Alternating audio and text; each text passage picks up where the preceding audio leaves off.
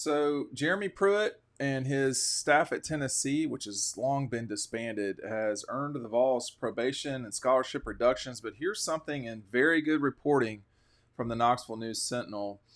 One thing that was said during some of these text messages that I'm going to have a lot to say about in a little bit, from that the Knoxville News Sentinel got a hold of. Here's the reporting from the News Sentinel. It says, by October 2020, costs for entertaining recruits were rising. Boone and an unidentified person had a text exchange about how much money it costs to impress recruits during secret visits. So for those of you who don't know, Tennessee has essentially admitted, if I'm not mistaken, that they were inappropriately hosting recruits during a lockdown time as it relates to COVID and the NCAA, where they're not permitting visits. The Knoxville News Sentinel goes on, the unidentified person likely was a student worker or a UT player hosting the recruit, since his name was redacted from the report. The quote from the text messages says, "Man, this little MF expensive," the unidentified person said to Boone, using shorthand for an expletive. "I don't know why you're surprised," Boone replied. That weekend, Pruitt's staff provided $2,424 in impermissible inducements to two recruits, their coaches' families, to coaches and families, investigators found. Then Boone lamented that one of the recruits may be squeezing every dollar out of Tennessee while planning instead to commit to Georgia. He may F around and run us up and go to UGA. That was the text message from the Knoxville News Sentinel. Really good reporting from that newspaper. Make sure you're checking out Doordash. Man, after that one, I think we know what restaurant was associated with this entire scandal. You can get something from them. But look, Doordash, the code is Dawg Post Summer.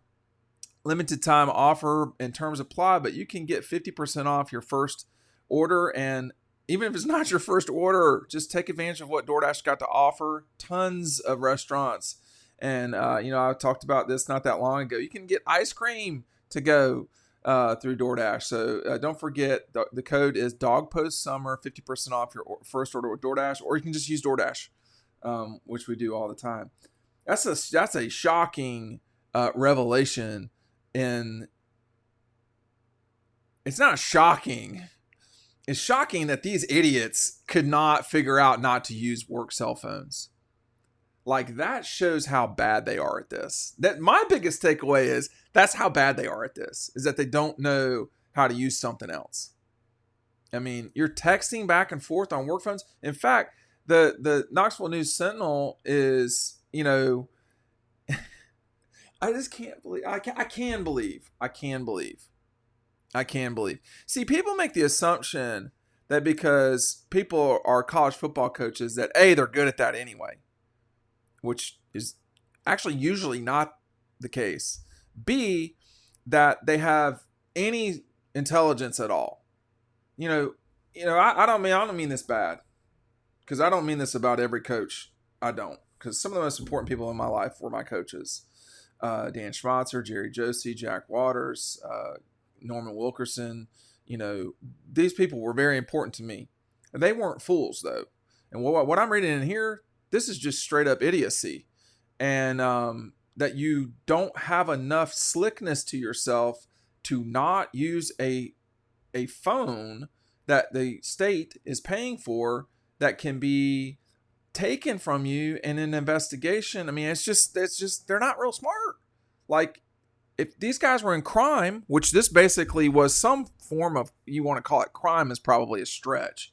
But, if you're in there breaking bylaws left and right, don't you have a little bit of,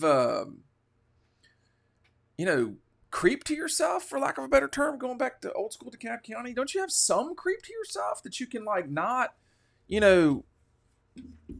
make that mistake? And then, in fact, one of the coaches, one of the UT coaches on there was saying, we're not supposed to be talking like this on these phones. But that's the problem. These guys, they're not good at it. Double Dog still available. Pick it up today. This is what it looks like when it comes in the packaging. You'll get our 2023 preview included for free. Make sure you're getting these today because this offer is going to change soon, looking at the calendar. But I'm not shocked. I mean, Jeremy, so this is what happens when someone comes to a program. And this is what happened at Georgia with Jeremy Pruitt. There's, a lot of hope that the new person is going to be better than the last guy. And very rarely is that the case. So much so that it's noticeable. So when Jeremy got to Georgia, there was this notion that he would be a lot better than Todd Grantham. I do not have the data straight up in front of me, but I would argue that was probably just not the case. So I think they were both perfectly adequate defensive coordinators. Jeremy Pruitt's won 2 national championships as a defensive coordinator. He's not a very good head coach. He's not very good at that particular thing. And if he's good at the defensive coordinator, he didn't show or prove that at Georgia.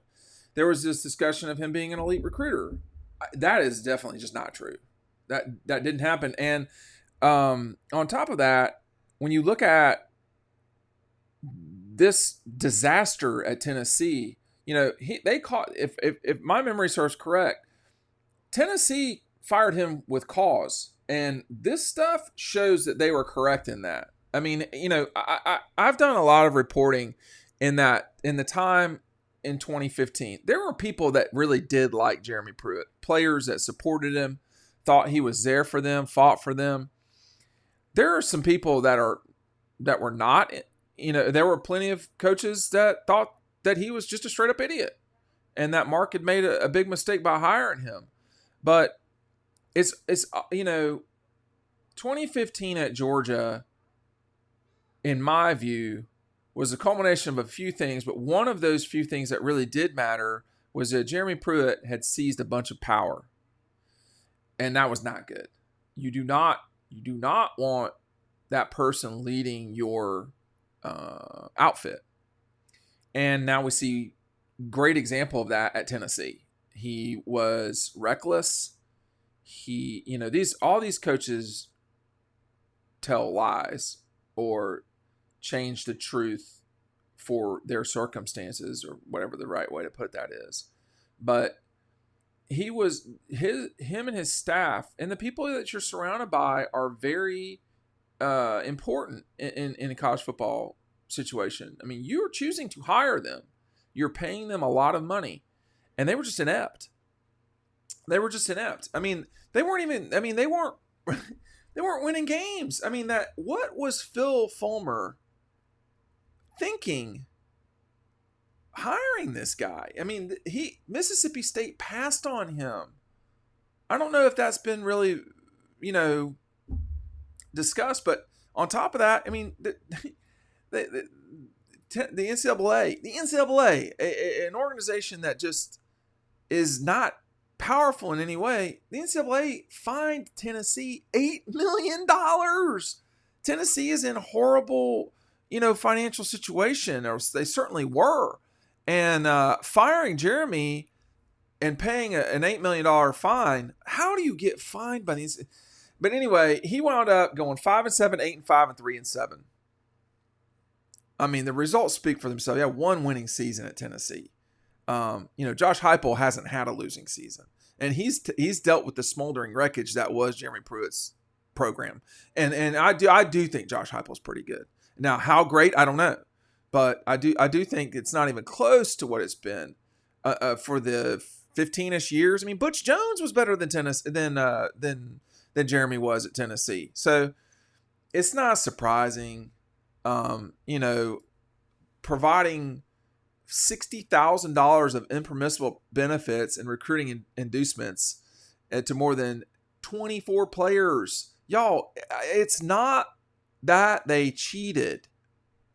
It's that they were so bad at it. So bad at it. That's how you really get in trouble. That's how you really get in trouble is, you don't know how to put things under the rug. You don't know how to do it the right way, for lack of a better term. You don't know how to cheat the right way, if you want to call it cheating.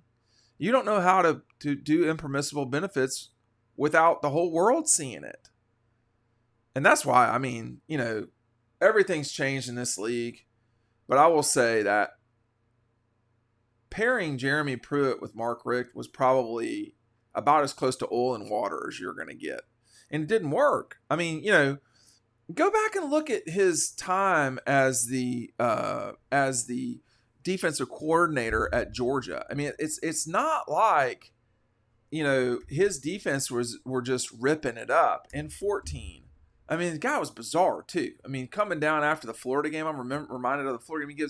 He gives up over 30 to Carolina, over 30 to Tennessee, over 30 to Arkansas, to the Gators, a not good Florida team, to Kentucky. That's 5 in one season. Georgia Tech, 6 games, they gave up 30 points in his first season or more. The next season, 38. That was it, though. But the offense wasn't working. And when they really needed, Florida may as well have scored 30. They scored 27-3. It was a disaster.